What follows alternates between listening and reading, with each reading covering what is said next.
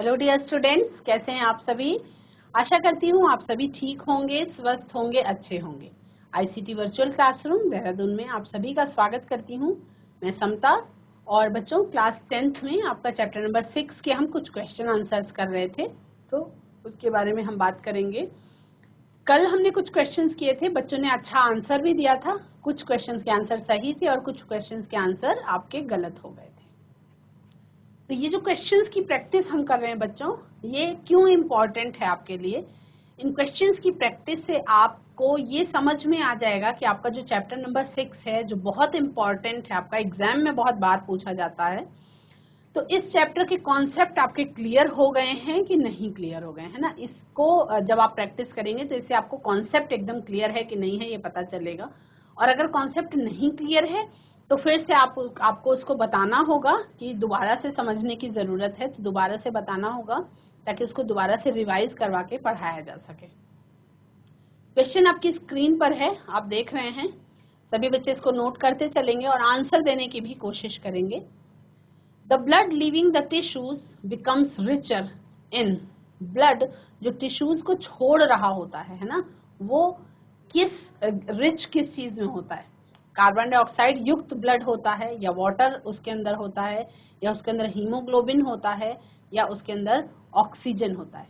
तो सभी बच्चों को इसका आंसर टिक मार्क करना है। इस क्वेश्चन को नोट करेंगे और टिक मार्क करेंगे अपनी तरफ से आंसर, और उसके बाद फिर मेरे आंसर से आप मैच करेंगे कि आपने क्या निशान लगाया है, क्या वो सही है, या आपका कॉन्सेप्ट एकदम क्लियर नहीं था इसलिए आंसर आपका रॉन्ग हो गया है। ये आप खुद से चेक करेंगे।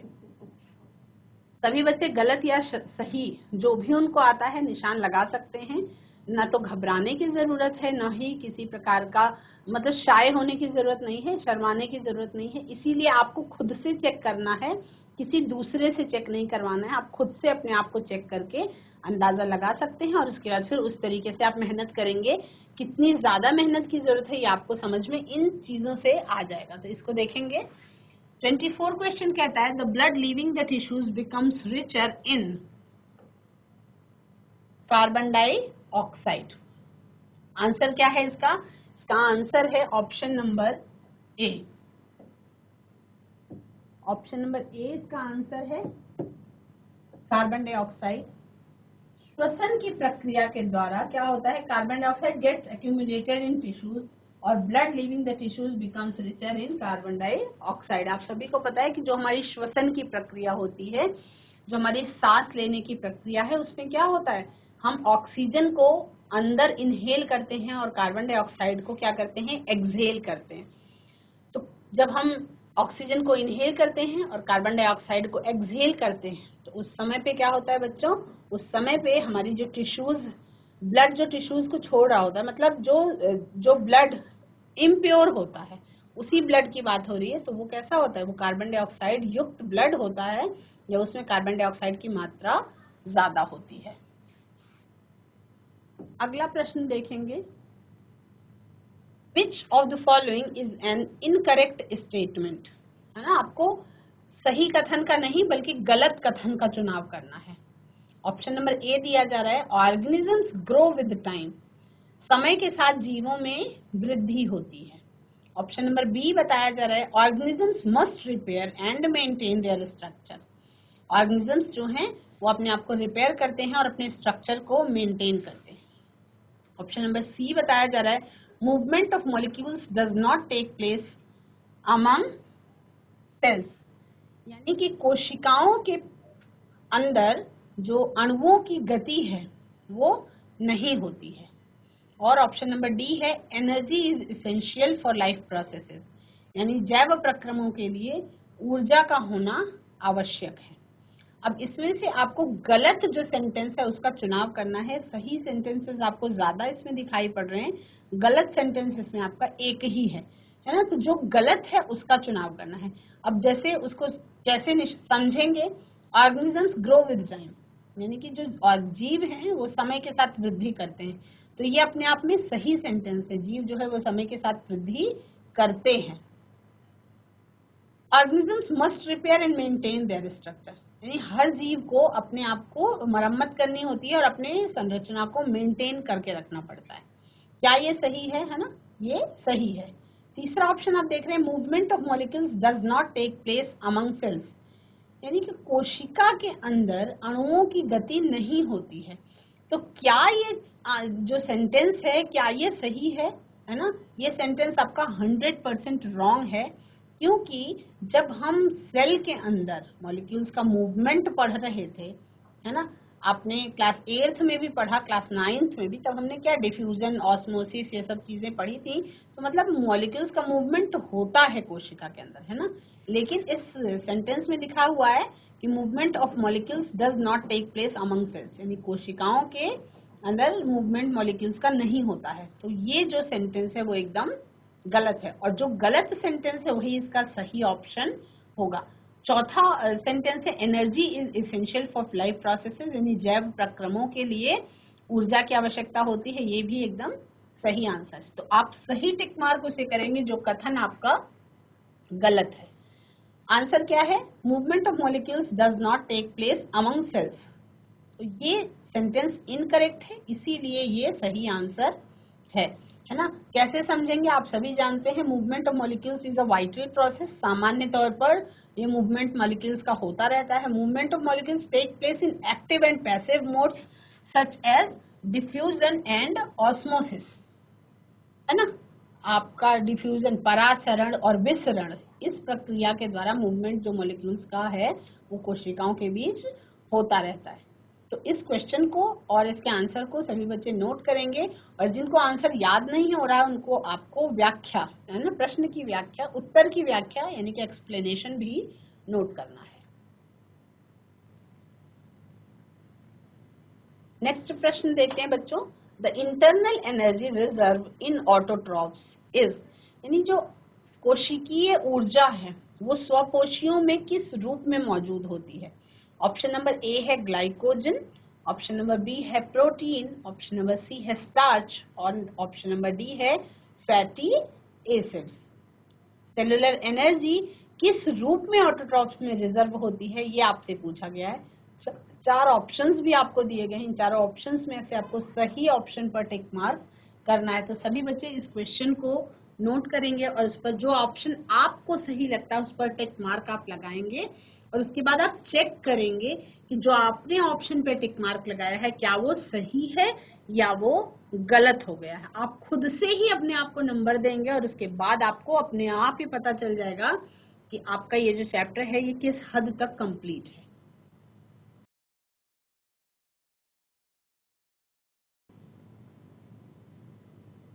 आंसर देखा सभी बच्चों ने? कितने बच्चों ने इसमें स्टार्च पे टिक किया है ना, उनका आंसर सही है। और जिन बच्चों ने स्टार्च के अलावा दूसरे ऑप्शंस पे टिक मार्क कर दिया है उनका आंसर इसमें गलत हो गया है ना।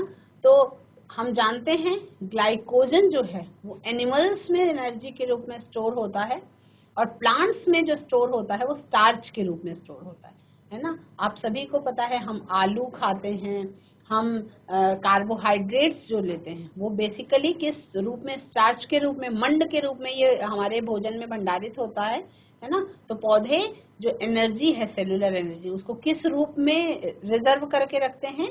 स्टार्च के रूप में या मंड के रूप में रिजर्व करके रखते हैं। और जंतुओं की यदि हम बात करें तो ग्लाइकोजन के रूप में एनर्जी जो है स्टोर होती है। तो इसका आंसर क्या है? स्टार्च, यानी कि option number C is the correct answer. ये बहुत इजी है, इसमें आपको दो क्वेश्चंस आपके तैयार हो गए। मतलब एक तो क्वेश्चन आपका ये रेडी हो गया कि प्लांट्स जो है वो सेलुलर एनर्जी को स्टार्च के रूप में स्टोर करके रखते हैं, लेकिन दूसरी भी जानकारी आपको दी गई। तो अगर यहाँ पे क्वेश्चन आए द इंटरनल और cellular energy reserve in heterotrophs या रिजर्व इन एनिमल्स, तो वहां पे आप ग्लाइकोजन लिखेंगे। ठीक है, तो इस क्वेश्चन में इसका आंसर देखने के बाद आपको दो क्वेश्चन तैयार हो गया है। नेक्स्ट देखेंगे, Which of the following equations is the summary of photosynthesis? प्रकाश संश्लेषण की प्रक्रिया के लिए जो सारांश में जो समीकरण है वो समीकरण आपको दिखाया जा रहा है कि कौन सा समीकरण इसमें आपका सही है।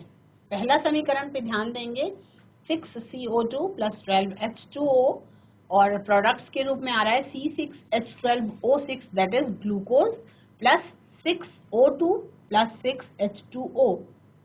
Option number B is 6CO2 plus H2O plus sunlight and product is C6H12O6 that is glucose plus O2 plus 6H2O.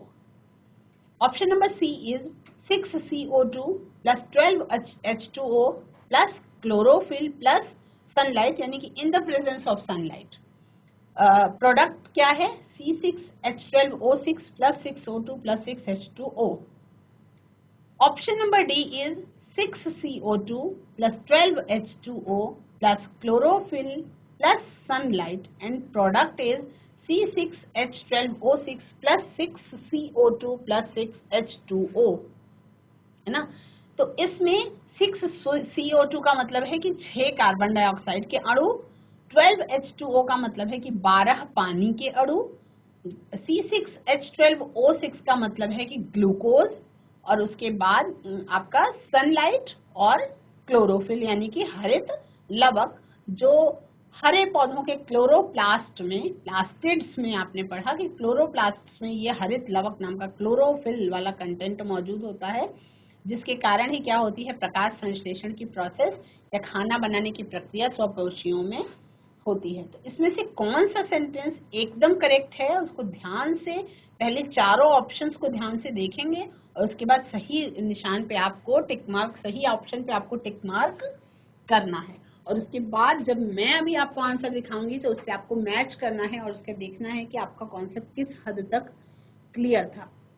अब इसके लिए आपको क्या करना है, इसके लिए आपको अपने माइंड को रिकॉल करना है। जब आपने प्रकाश संश्लेषण यानी कि फोटोसिंथेसिस पढ़ी थी, तब आपको ये पढ़ाया गया था कि हरे पेड़ पौधे सूर्य के प्रकाश की उपस्थिति में वातावरण में मौजूद कार्बन डाइऑक्साइड और अपनी पत्तियों में मौजूद क्लोरोफिल की उपस्थिति में क्या करते हैं, जड़ों से जो पानी अवशोषित होता है उसको यूज करके अपने लिए स्वयं खाना बना लेते हैं और फलस्वरूप ग्लूकोज के रूप में भोजन का निर्माण करते हैं।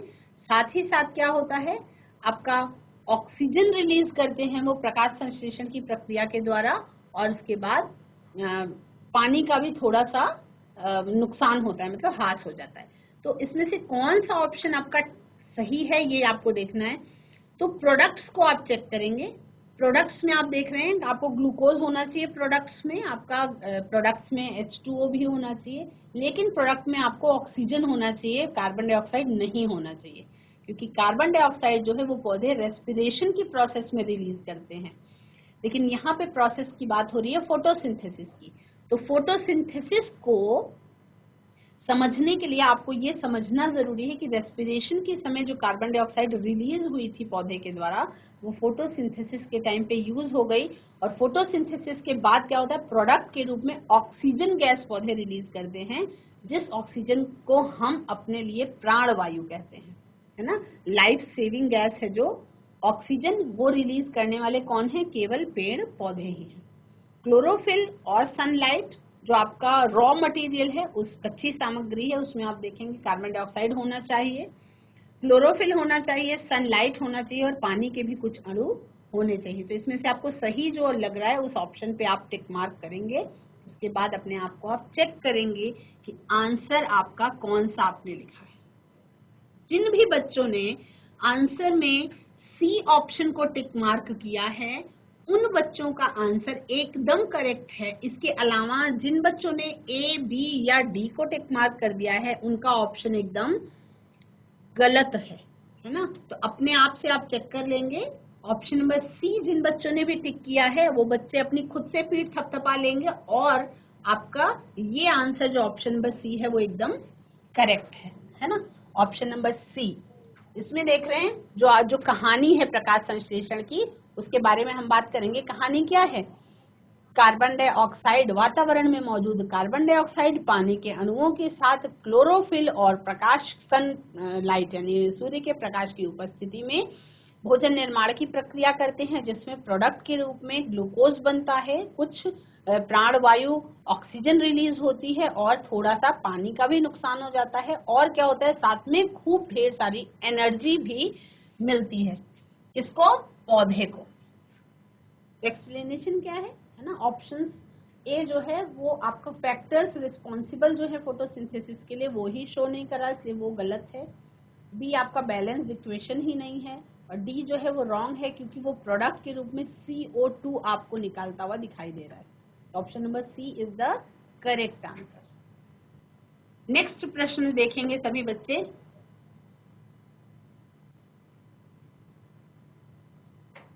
Choose the event that does not occur in photosynthesis. उस घटना का चुनाव करना है जो आपका प्रकाश संश्लेषण की प्रक्रिया में नहीं होती है। किस घटना का चुनाव करना है? उस घटना का चुनाव करना है जो घटना आपका प्रकाश संश्लेषण की प्रक्रिया में नहीं होती है ना? Choose the event that does not occur in photosynthesis. उस घटना का आपको चुनाव करना है जो प्रकाश संश्लेषण की प्रक्रिया में नहीं पाई जाती। ऑप्शन नंबर ए है absorption of light energy by chlorophyll, यानी हरित लवक के द्वारा प्रकाश ऊर्जा का अवशोषण। ऑप्शन नंबर बी है reduction of carbon dioxide to carbohydrates, यानी कि कार्बन डाइऑक्साइड का कार्बोहाइड्रेट के रूप में बदल जाना। ऑप्शन नंबर सी है oxidation of carbon to carbon dioxide, यानी कि ऑक्सीकरण की प्रक्रिया हो जाती है फोटोसिंथेसिस में जिसमें कार्बन जो है वो कार्बन डाइऑक्साइड में बदल जाता है। और ऑप्शन नंबर डी आपको दिया गया है conversion of light energy to chemical energy, यानी कि प्रकाश ऊर्जा का रूपांतरण रासायनिक ऊर्जा के रूप में हो जाता है। प्रक्रिया को बिल्कुल ध्यान में रखना है, फोटोसिंथेसिस की प्रक्रिया के बारे में बात की जा रही है, और ऑप्शन आपको उस पर सही टिक मार्क करना है जो घटना फोटोसिंथेसिस में नहीं होती है। तो इन चारों में से कौन सी घटना ऐसी है जो फोटोसिंथेसिस में नहीं होती है, उसके बारे में आपको टिक मार्क करना है, निशान लगाना है। मेरे आंसर दिखाने के बाद आप उसको चेक करेंगे अपने आप से, अपने आंसर को, कि क्या आपने सही ऑप्शन पे टिक किया है या आपका ऑप्शन रॉन्ग हो गया। अगर रॉन्ग हो गया है तो मतलब कि आपको फिर से प्रकाश संश्लेषण को दोहराने की अच्छे से जरूरत है, और अगर सही ऑप्शन है तो इसका मतलब कि हाँ आपको आता है। और जिन बच्चों का बाई चांस सही हो जाएगा उनको भी दोबारा से रिवाइज करने की ही जरूरत है, क्योंकि बाई चांस MCQs में होता है ऐसी संभावना कि बाई चांस आपका आंसर सही हो जाता है ना? तो जिसने बाई चांस सही कर लिया आंसर लेकिन उसको एग्जैक्ट आंसर आता नहीं है, उसको अगर फोटोसिंथेसिस की प्रोसेस लर्न नहीं है, तो इसका मतलब वो भी, जिसने गलत आंसर किया उसको भी दोबारा से पढ़ने की जरूरत है। और जिन बच्चों ने बाई चांस सही ऑप्शन पे टिक कर दिया होगा और वो खुद से जानते हैं कि बाई चांस उन्होंने सही ऑप्शन पे टिक कर दिया है, तो उनको भी दोबारा से पढ़ने की जरूरत है। सभी बच्चे निशान यदि लगा चुके हैं तो हाथ खड़े करके दिखाएंगे कि आपने क्वेश्चन के आंसर में टिक मार्क कर लिया है। सभी बच्चे हाथ खड़े करके दिखाएंगे कि आपने अपनी तरफ से ऑप्शन पे टिक मार्क कर लिया है या नहीं। सभी बच्चों का हाथ खड़ा मुझे नहीं दिखाई पड़ रहा है। फ्रंट में बैठी हुई गर्ल्स ने क्वेश्चन नहीं नोट किया और उनको आंसर नहीं पता है क्या? बीना खाल की गर्ल्स ने क्वेश्चन का आंसर टिक नहीं किया अपनी तरफ से।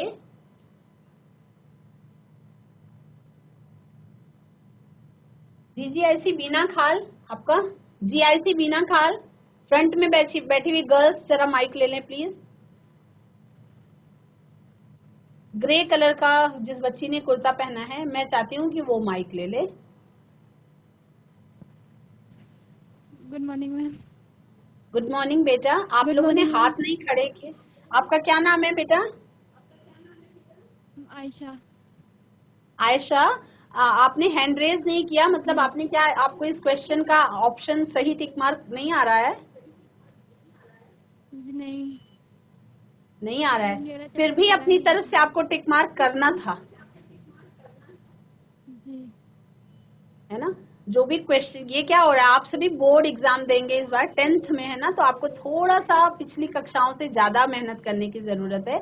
आयशा, अपने शब्दों में आप प्रकाश संश्लेषण जो पौधे अपना खाना बना लेते हैं, तो उस प्रोसेस को आप अपने शब्दों में जैसे बच्चे की भाषा में समझाइए। तो कैसे बनाते हैं खाना पौधे? जैसे मैं खाना बनाती हूँ ना, तो मैं किचन में जाती हूँ, गैस चलाती हूँ, उस पर बर्तन रखती हूँ और उस पे जो है खाना पका देती हूँ। तो पौधे अपना खाना कैसे पकाते हैं, बस यही पूछा जा रहा है। जो भी आपको, बिल्कुल शर्माना नहीं है आयशा, कैमरे में देखना है और जो भी आपको समझ में आ रहा है वो बताना है। पहली चीज तो शर्माना नहीं है, बिल्कुल घबराना भी नहीं है। और मैम आपको पढ़ा रही हैं, हेल्प कर रही हैं, तो बिल्कुल भी मतलब बच्चे हैं आप गलत कर सकते हैं, तो गलती हो सकती है किसी से भी, तो इसलिए शर्माना या घबराना नहीं है। आप टीचर थोड़ी हैं कि आप गलत नहीं बता सकते, आप बता सकते हो। तो इसलिए जो भी आपको समझ में आता है कि पौधे अपना भोजन कैसे बनाते हैं, तो बताओ जरा। मैम सन के उससे जो सन ऐसे नहीं, ऐसे नहीं, पूरा एक सेंटेंस में बताओ। मैंने आपसे क्वेश्चन पूछा पौधे अपना खाना कैसे बनाते हैं, तो अगर एग्जाम में आपको आंसर लिखना हो तो क्या लिखोगे? ऐसा पूरा बताओ, सन के उससे ये नहीं लिखना है आंसर, पूरा सेंटेंस पूरे वाक्य में बताइए। कोशिश करो बेटा, बहुत आसान है, छोटे क्लास से भी पढ़ते हैं हम। एक वाक्य बना के इसका आंसर दो। किसी और को आता है? किसी दूसरे बच्चे को आता है? जिस बच्चे को आता है वो मॉर्निंग मैम। कैमरे के सामने आ जाए। गुड मॉर्निंग बेटा, आपका क्या नाम है? मैम शशांक भट्ट। शशांक, आप बताओ बेटा, ये प्रोसेस जो मैं पूछ रही हूँ आपको, फोटोसिंथेसिस वाली, वो आपको कितना आती है और आपको अपने शब्दों में बताना है, किताबी भाषा में नहीं बताना है, आपको केवल अपने शब्दों में बताना है जैसा आपको समझ में आया है। जी मैम। मैम सबसे पहले बताओ। एक पौधा जिसमें कि हरी पत्तियां होती है, वह सूर्य के हाँ। प्रकाश में सूर्य के प्रकाश द्वारा प्रकाश संश्लेषण की क्रिया से अपना भोजन बनाता है, जिसमें कि उसे जल, खनिज लवण और सूर्य के प्रकाश की आवश्यकता होती है। और फिर वो प्रकाशीय ऊर्जा को रासायनिक ऊर्जा में परिवर्तित। ये तो किताब की भाषा है शशांक, मैं केवल आपकी भाषा में सुन रही हूँ बेटा, आपकी भाषा में सुनना है मुझे। किताब से जो पढ़ोगे ना वो आपको भूल जाएगा, इसीलिए आपने कच्ची सामग्री मिसिंग कर दी। खाना बनाने के लिए, दाल बनाने के लिए क्या क्या चाहिए? नमक, हल्दी, दाल और पानी और गैस, है ना? तो आपने फोटोसिंथेसिस में कुछ चीजें बताई, कुछ चीजें छोड़ दी। क्या क्या चीज की जरूरत होती है? सबसे पहले क्या चाहिए? हरा पेड़ पौधा चाहिए। मैम जी। तो हरे पेड़ पौधे में क्या होता है? क्लोरोफिल। हरित लवक होता है, क्लोरोफिल होता है। ठीक है, एकदम करेक्ट हो गया। दूसरा क्या चीज जी चाहिए? मैम सूर्य का प्रकाश। सनलाइट चाहिए, जो एवरीथिंग बहुत ज्यादा मात्रा में अवेलेबल है, फ्री ऑफ कॉस्ट, वो उसको मिल जाती है। और क्या चाहिए? मैम और वाटर। वाटर चाहिए, जो उसको जमीन से जड़ खींच के दे देगी। और क्या चाहिए? Ma'am carbon dioxide. ये मिस कर दिया था आपने बताते समय। आपको वातावरण में मौजूद कार्बन डाइऑक्साइड भी चाहिए, जो हम सांस छोड़ते समय रिलीज करते हैं, या पौधे भी श्वसन की प्रक्रिया में कार्बन डाइऑक्साइड ही रिलीज करते हैं। ठीक है, तो ये चारों चीजें जब मिलती हैं तब प्रोसेस होती है और प्रकाश संश्लेषण की प्रक्रिया पूरी होती है। तो इसमें से कौन सा ऐसा, क्वेश्चन पे आप ध्यान देंगे, कौन सी ऐसी घटना है जो प्रकाश संश्लेषण में नहीं होती है? सभी बच्चे क्वेश्चन को नोट करेंगे, उनके ऑप्शंस को भी नोट करेंगे और उसके बाद अपने आप से आप टिक मार्क करिए। उसके बाद मेरे आंसर से आप मैच करेंगे कि आपने सही ऑप्शन पे टिक किया है या गलत ऑप्शन पे टिक किया है। शशांक, आप ऑप्शंस को पढ़ो और उसके बाद उसमें से बताओ कौन सा ऑप्शन सही है। ऑप्शन नंबर ए क्या कहता है? ऑप्शन नंबर ए क्या कहता है बेटा? सॉरी मैम, मैं समझ नहीं पा रहा हूँ। मैं ये कह रही हूँ, हाँ बिल्कुल आप बोल सकते हैं। मैं ये कह रही हूँ कि जो आपका क्वेश्चन है, choose the event that does not occur in photosynthesis, मतलब उस घटना का चुनाव आपको करना है जो प्रकाश संश्लेषण की प्रक्रिया में नहीं होती है। ठीक है, ऑप्शंस दिए गए हैं आपको। ऑप्शन नंबर ए क्या कहता है उसको पढ़ो। ये ऑप्शन नंबर ए को रीड करो जरा। ऑप्शन नंबर ए को रीड करिए। Absorption of light energy by chlorophyll. Absorption of light energy by chlorophyll, यानी कि हरित लवक के द्वारा प्रकाश ऊर्जा का अवशोषण। ये प्रक्रिया होती है फोटोसिंथेसिस में या नहीं होती है? मैम नहीं होती है। होती है। अब शशांक को याद है, फिर भी शशांक को कंफ्यूजन है। क्यों नहीं होती? जब सूर्य का प्रकाश होता है तो हरित लवक ही उस ऊर्जा को अब्सॉर्ब करता है प्रकाश संश्लेषण की प्रक्रिया के लिए। तो पहला ऑप्शन तो आपका जो सेंटेंस है वो एकदम सही है। तो ये घटना होती है प्रकाश संश्लेषण में। दूसरा क्या है बेटा? आपका मीडियम क्या है? मतलब आपकी साइंस की बुक हिंदी में है कि अंग्रेजी में? मैम हिंदी में है। आपकी हिंदी में, तो आपको थोड़ा सा इस पर मतलब मेहनत करो थोड़ा सा, और आप मेरी बातों को मतलब आप मेरी आवाज पे बहुत ज्यादा ध्यान दिया करो, क्योंकि मैं बोलती हिंदी में बिल्कुल हूँ, मैं एकदम ही इंग्लिश में नहीं बोलती हूँ, ताकि आप बच्चों को परेशानी ना हो। दूसरी प्रक्रिया क्या है? Reduction of carbon dioxide to carbohydrate. दूसरी प्रक्रिया क्या है? Reduction to carbon dioxide to carbohydrate. तीसरी प्रक्रिया है ऑक्सीडेशन। रिडक्शन का मतलब कि जहां पे कार्बन डाइऑक्साइड जो है वो कार्बोहाइड्रेट के रूप में बदल जाता है। तीसरा ऑप्शन क्या कह रहा है कि कार्बन जो है वो कार्बन डाइऑक्साइड में बदल जाता होगा। और चौथा ऑप्शन क्या कह रहा है कि प्रकाश ऊर्जा को रासायनिक ऊर्जा के रूप में बदल देता है प्रकाश संश्लेषण की प्रक्रिया। ठीक है, तो इसका आंसर क्या है? कार्बन जो है वो कार्बन डाइऑक्साइड के रूप में नहीं बदलती है प्रकाश संश्लेषण में। जो प्रकाश संश्लेषण की प्रक्रिया है उसमें कार्बन डाइऑक्साइड यूज होती है ना, कार्बन डाइऑक्साइड बनती नहीं है। क्या होता है? कार्बन डाइऑक्साइड प्रयोग होती है, कार्बन डाइऑक्साइड बनती नहीं है ना। अब इसके लिए हम अगर पूछे वाले क्वेश्चन पे चले जाएं, जो आपका ये वाला क्वेश्चन था, इस वाले क्वेश्चन को देखिए। इसमें आपका फोटोसिंथेसिस की समरी वाला इक्वेशन है। इसमें आपने क्या देखा जी? थे कार्बन डाइऑक्साइड के अणु, ठीक, प्लस 12 जल के अणु। ये तो आपको हिंदी में नहीं देखने को मिलेगी, आपकी बुक में भी ऐसे ही लिखा हुआ है ना, है ना? यहाँ पे ऐसे लिखा होगा क्लोरोफिल। ऐसे लिखा हुआ है ना जी? क्लोरोफिल लिखा होगा। यहाँ पे आपका लिखा होगा सूर्य का प्रकाश, सूर्य का प्रकाश।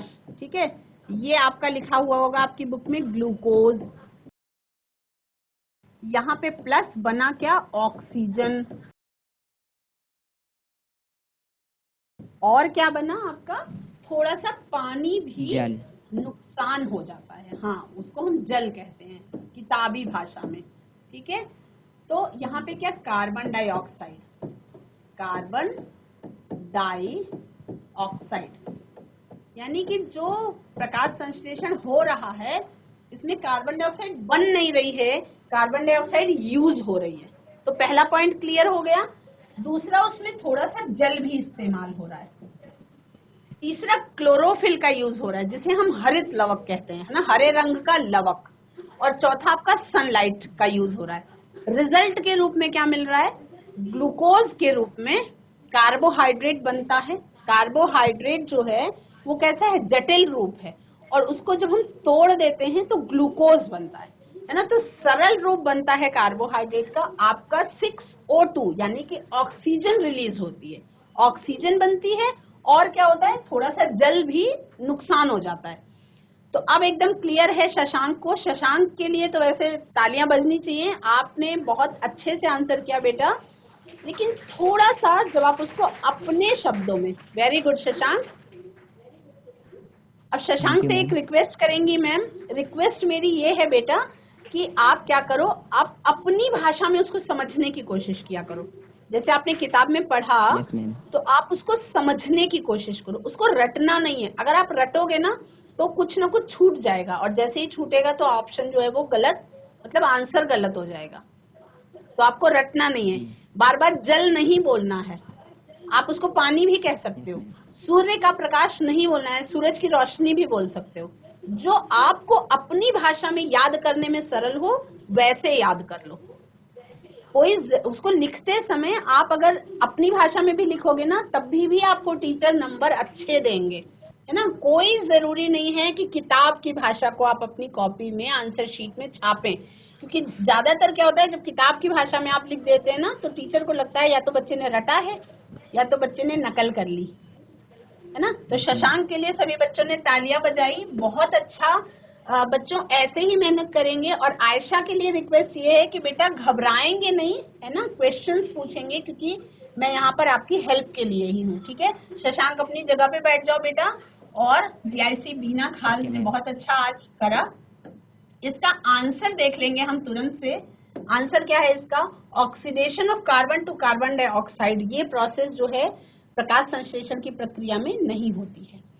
आज अगर आपको ये सेशन अच्छा लग रहा है बच्चों तो आपको और मेहनत करनी है। मुझे लगता है आपका लाइफ प्रोसेसेस वाला चैप्टर जो है उसकी कॉन्सेप्ट 100% क्लियर नहीं है। अगर आपको सही तरीके से क्लियर हो जाता तो आप आंसर बहुत अच्छे से दे सकते थे, क्योंकि एमसीक्यूज के आंसर देने बहुत आसान होते हैं। तो हम कुछ दिनों बाद फिर से इस चैप्टर को रिवाइज कर लेंगे, क्योंकि ये चैप्टर इम्पोर्टेंट है एग्जाम की दृष्टि से। आज की क्लास में इतना ही। That's all for today. Have a nice day. Take care.